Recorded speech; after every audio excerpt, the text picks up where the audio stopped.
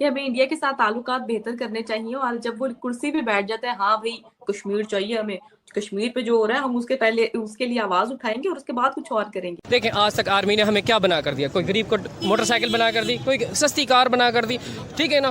कारगिल की जंग जीते, सचिन की जीते, कोई भी नहीं जीते। मेडल देख लो इतने इतने।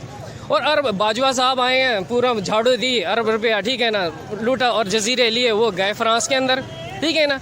क्या पाक फौज ने हमें आज तक दिया? कुछ भी नहीं दिया, ठीक है ना। और ऊपर से जो भी सियासतदान आए उनके साथ मिलके, अमेरिका के साथ मिलके, ये मुसलमान है यार। मैं तो कहता हूँ ये इनसे बड़ा कोई काफिर है ही नहीं। महीना चल रहा है रमजान का और रमजान के महीने में महंगाई आसमान पर है।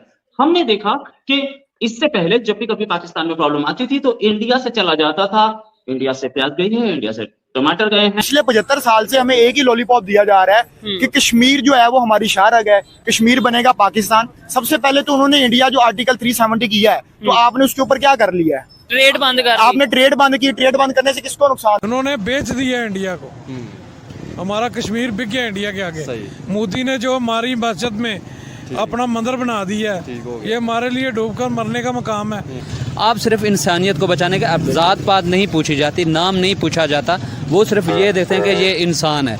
और जब इंसानियत पे आप काम करते हैं तो फिर ये उसको अप्रिशिएट करने वाली बात है।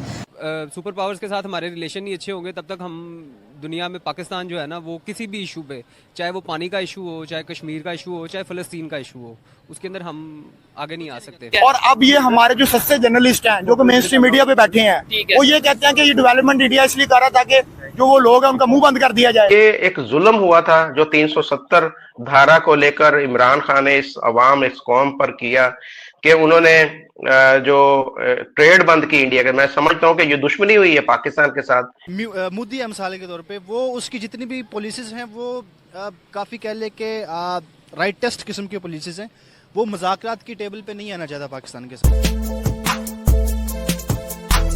जो हम कहते हैं कि हम घर में घुस के मारेंगे, और साथ ये भी हमारा स्टांस है, ये ऑडियंस को समझाने के लिए या एक लॉजिकल बात है। एक तरफ हम कहते हैं हम घर में घुस के मारेंगे, दूसरी तरफ हमारा ये स्टांस है कश्मीर हमारा है। तो फिर अगर कश्मीर हमारा है तो वो तो हमारे घर में बैठे हैं, तो हम तो क्यों अपने घर से नहीं निकाल पा रहे? तो घर में घुस के मारना तो बहुत दूर की बात है। सबसे पहले देखें जी, पाकिस्तान और इंडिया का जो मेन मसला है वो सिर्फ यही है, कश्मीर वाला ही है जो मेन मसला है। उसके अलावा और भी बहुत सारे मसाइल हैं, ठीक है। लेकिन अब मुझे बताएं, हम 3 जंगें लड़ चुके हैं कश्मीर के ऊपर, ठीक है। 1948 की लड़ चुके हैं, 98 की लड़ चुके हैं, 71 की लड़ चुके हैं, ठीक है। और हमने जंगे करके देख लिया, हमें कुछ नहीं मिला।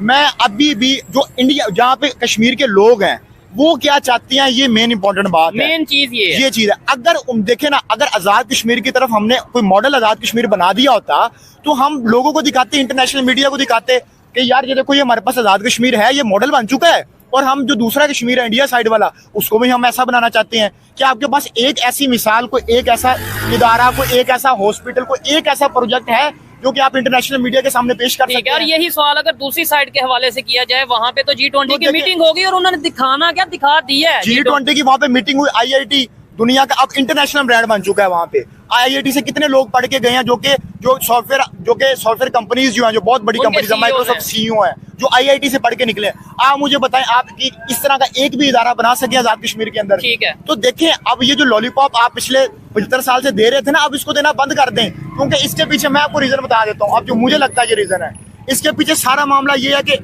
हम दोनों मुल्कों के दरमियान मसला एस्टेब्लिशमेंट का। बेसिकली अगर हम अपना आज बजट खत्म कर दें, हमारा मेन मसला इंडिया के साथ है ना, अगर हम अब डिफेंस बजट कट आउट कर दें तो इसका डायरेक्टली नुकसान किसको जाएगा? मैं पाकिस्तानी ऑडियंस से भी पूछता हूँ और मेरी जो इंडियन ऑडियंस है मैं उससे भी पूछता हूँ। तो ये बेसिकली इस मसले को कभी सॉल्व करने की कोशिश की भी नहीं गई, और अगर इसको कोशिश की जाती इस मसले को सॉल्व करने की तो मसला हल हो जाना था। इसमें मैं आपको बताता हूँ, जो पॉलिटिकल लीडर्स हैं उनका कोई कसूर नहीं है, क्योंकि बेनजीर भुट्टो ने भी कोशिश की इस मसले को हल करने की। उसके बाद नवाज शरीफ ने यहाँ पे मोदी को इनवाइट किया, ठीक है, और वाजपेयी साहब आए, मोदी साहब आए, मोदी साहब आए। अब इस मसले को हल कौन नहीं करने दे रहा? हमारे यहाँ पे एक बहुत मशहूर साफी है हामिद मीर, उसका आप कॉलम पढ़ लीजिएगा, उसमें उसने बताया कि मेन कल्प्रिट कौन है और किसने जो है वो आगे जाके किया। और हमारी एस्टेब्लिशमेंट का ये हाल है कि ये सिर्फ और सिर्फ उनको एक पॉइंट चाहिए अपना बजट बनाने के लिए, और बाद में हमें सुनने को ये मिलता है कि हमारे टैंकों में तो डीजल ही नहीं है, पेट्रोल ही नहीं, फ्यूल ही नहीं है, ठीक है।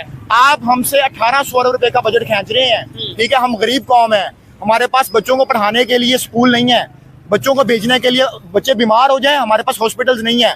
हम अपना पेट काट के आपको बजट दे रहे हैं, और बजाय आप इस मसले को हल करने के आप उस मसले में मजीद कशीदगी बढ़ा रहे हैं। आप इसमें कशीदगी बढ़ाएंगे तो किसका नुकसान है? पाकिस्तान का नुकसान। ठीक है ना, जैसे ने इस अवाम के लिए आज तक कुछ नहीं सोचा। 1947 से लेकर आज तक तनख्वाह ले रहे हैं, मेडल ले रहे हैं। लेकिन ये तो कहता है कि आपके साथ जो जुल्म हुआ है वो अमेरिका ने या इंडिया ने किया या इजराइल ने सर हमारे लिए तो सारे बुरे हैं। यहूदी कौन सा काफर हमारे लिए बेस्ट है, हमें ये बता दें। कौन सी यूरोप है? तो ठीक है, अमेरिका के पास तो हम सबसे पहले दौड़ के जाते हैं, कोई भी मसला हो तो एड लेने के लिए अमेरिका के पास। ये तो हमारी अपनी कमजोरी है, ठीक है ना, ये तो हमारी अपने हुक्मरानों की कमजोरी है। कहीं ना कहीं ये नहीं लगता कि अब हमें एक्सेप्ट कर लेना चाहिए? कहीं ना कहीं हमारी फॉरेन पॉलिसी के अंदर ही मतलब लेक था, या फॉरेन पॉलिसी इतनी मजबूत नहीं थी कि हम तल्लुकात बेहतर कर सकते, पाकिस्तान के लिए सोच सकते हैं, रिलेशन बेहतर कर सकते हैं? क्या समझते हैं सर? इस मेन चीज़ है ना, हमारे जो सियासतदान है ना, मैं आपको एक पहले बात बताऊँ, जितने भी 1947 से लेकर आज तक आए ना, सारे के सारे करप्ट आए। उन्होंने सारे डिपार्टमेंटों को करप्ट कर दिया है। ठीक है, हर डिपार्टमेंट में आप किसी के ये यहाँ से कोई भी बंदा चला जाए किसी भी डिपार्टमेंट में, वो सबसे पहले रिश्वत मांगते हैं। हरामखोरी ज़्यादा चल रही है, ठीक है ना, यही चीज़ है। हर बंदा करप्ट हो चुका है। था मुल्क हमने बनाया था इस्लामी जमहूरिया पाकिस्तान के, इस्लाम इम्प्लीमेंट करेंगे, इस्लामी रूल आएंगे। देखिए जो भी हुक्मरान आते हैं मुझे ये बताएं, सारे हल्फ उठाते हैं, कुरान पर हाथ उठा रख कर, ठीक है ना, उसके बाद फिर अरबों रुपए की करप्शन करते हैं, मुल्क से भाग जाते हैं, ठीक है ना, उनका कोई एहतसाब नहीं होता। ये बताएं कि हमारे अपने हुक्मरानों के अंदर फॉल्ट है, ठीक है ना, ये कहें कि हमारे अपने हुक्मरानों के अंदर फॉल्ट है, हमारी आर्मी के अंदर फॉल्ट है। देखें, अब 1 मिनट मुझे दीजिएगा, देखें आज तक आर्मी ने हमें क्या बना कर दिया? कोई गरीब को मोटरसाइकिल बना कर दी, कोई सस्ती कार बना कर दी, ठीक है ना, कारगिल की जंग जीते, सचिन की जीते, कोई भी नहीं जीते। मेडल देख लो इतने इतने। और अरब बाजवा साहब आए हैं, पूरा झाड़ू दी, अरब रुपया, ठीक है ना, लूटा और जजीरे लिए, वो गए फ्रांस के अंदर, ठीक है ना। क्या पाक फौज ने हमें आज तक दिया? कुछ भी नहीं दिया, ठीक है ना। और ऊपर से जो भी सियासतदान आए उनके साथ मिल के, अमेरिका के साथ मिल के, ये मुसलमान है यार। मैं तो कहता हूँ ये इनसे बड़ा कोई काफर है ही नहीं है, जो इन बेचारी गरीब आवाम का पैसा लूट के बैरून मुल्कों में पहुँच जाते हैं। कोई है इनसे बड़ा कोई काफर?